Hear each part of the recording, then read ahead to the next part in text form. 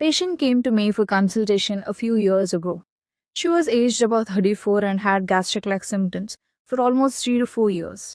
And like many patients, she initially ignored her symptoms, assuming it was just simple gastritis.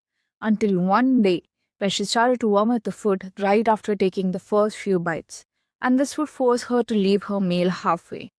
And on certain nights while sleeping, she would feel as if someone is trying to strangulate her, and she would wake up uncomfortable. She went to a gastroenterologist who asked her to get an endoscopy done, where it finally revealed the findings that explained the severity of her symptoms. Hi, I'm Dr. Aishwarya, a registered homeopathic physician. In today's video, I'll walk you through a real clinical case explaining how this condition presented, how it was managed homeopathically, and what changes were observed during the follow-up. Before we get into it, I'd like to thank the patient for giving consent to share her case for such educational purposes. The endoscopy findings were that she had grade B GERD with mucosal prolapse, pan-erosive gastritis, erosive duodenitis, H. pylori positive. So the gastroenterologist suggested a surgical procedure for the condition, and the patient was scared of undergoing surgery, nor could she afford for the procedure. Before we get into the case, let's understand what GERD is. The full form is gastroesophageal reflux disease.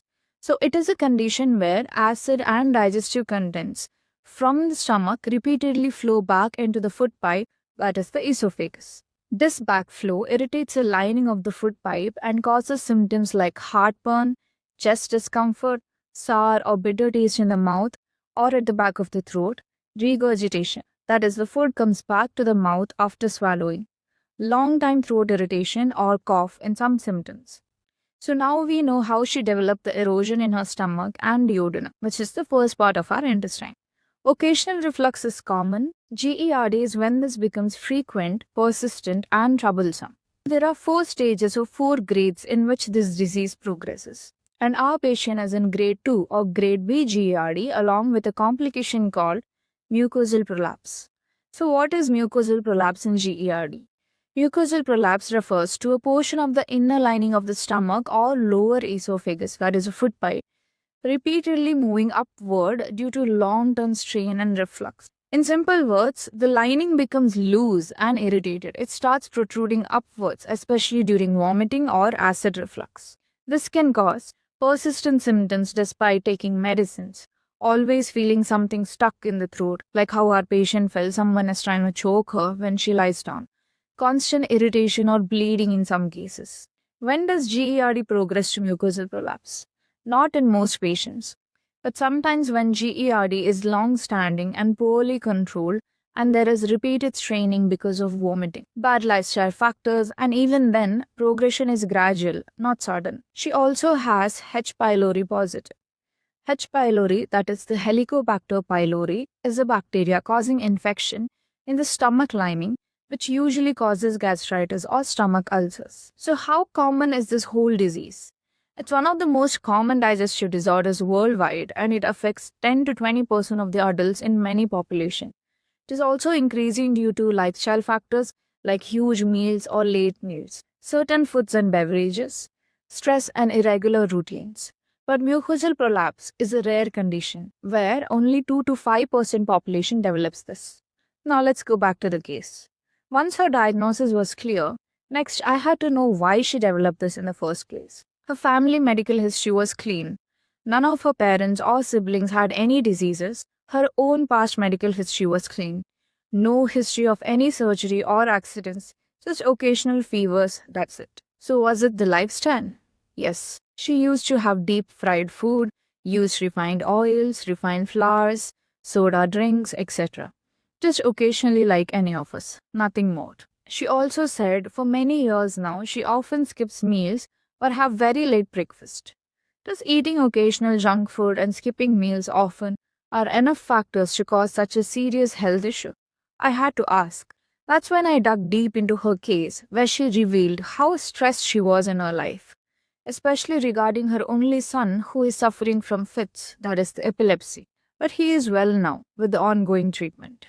When I saw the timeline, she has been having gastric-like symptoms way before her son fell ill. but her symptoms started getting worse around the time her son fell ill. So, as a homeopathic doctor, there were some missing factors for me in the case. She was an introvert, so it was difficult at first, but later on she opened up. She said, I've been stressed in my life ever since my son was born. She goes on saying, once when her son was just a toddler, looks like he just wandered off in the streets while playing with his friends, while our patient was busy in the kitchen. At the same time, her husband, who was on his way back from the office, found the child walking alone in the busy street. And he got very furious. He comes back home.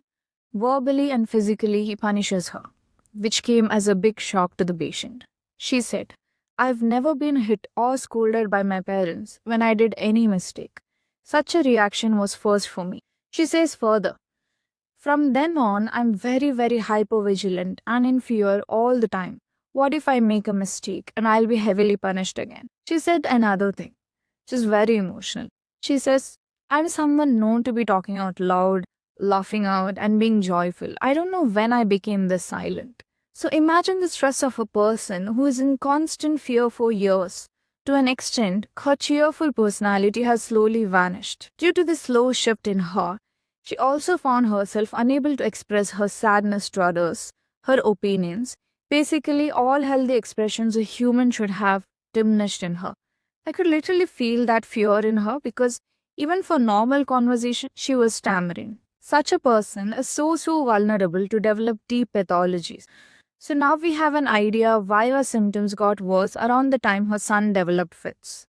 She says she just stood there numb when her son was on the floor having his first attack of epilepsy. She couldn't even go near him or lift him up or ask for help with her neighbors or call an ambulance. She says the whole time her thought was, I'll be punished again. So based on these stress factors, along with considering her unregulated lifestyle, I prescribed a homeopathic medicine individualized for her case. I've treated this case for 3 whole years with monthly follow-ups, and for the first few months, the rate at which the food backflow to the mouth, that is, the reflux, got much better. She could have most of the meals comfortably, but there was no improvement in the choking sensation when she lied down to sleep.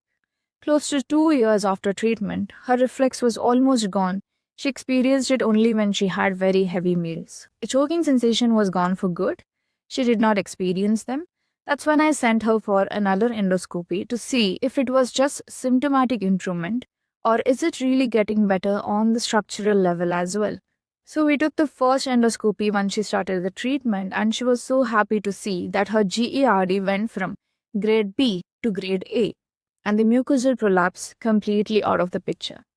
Not just that, no presence of H. pylori bacteria, even erosion on stomach and duodenum has completely healed. So the first endoscopy was done on Jan 2022, which clearly showed grade B, and now November 2023, which is after 23 months, her GERD is now at grade A. I kept her on treatment for another 1 year. The last endoscopy was done on October 2024, which shows all results normal. After which I stopped her treatment, and only after this I gave her a diet plan that she needs to follow for the rest of her life suitable for her health condition. I must appreciate her patience and keeping up with the treatment for 3 whole years. Not many would stick that long because we are accustomed to quick results. It's not that the homeopathic medicines were slow here, but because the pathology was so deep that it needed to be cleared layer by layer, and we have to give that kind of time for the body to heal and spring back to health. I still remember a heart-touching moment. I told her, you show no symptoms anymore, your reports are normal as well, so you don't need to come anymore. I'll be stopping your treatment and we'll just observe for any relapse here on. She said, Doctor, it's not just that, I also feel very alive and positive, like the old me used to be. I'm able to express my opinion and fear and not just hide them. This patient didn't come to me with just pain. She came with something unspoken, and I almost missed it. Medicine constantly reminds me that observation is both science and art. These kinds of changes always leave me wondering that homeopathic treatment not just touches the surface, but also the deepest layers of a system. Note, this case highlights how GERD can present as a chronic progressive condition and how symptom improvement may be observed with careful individualized management and regular follow-up. However, This is a single clinical observation and cannot be generalized to all patients. GERD and its complications require ongoing evaluation, and surgical or conventional interventions remain essential when clearly indicated. So that's it for today. If you all enjoyed this case discussion, please do leave me a comment and also share with your family and friends. Subscribe for more such content. Thank you for watching.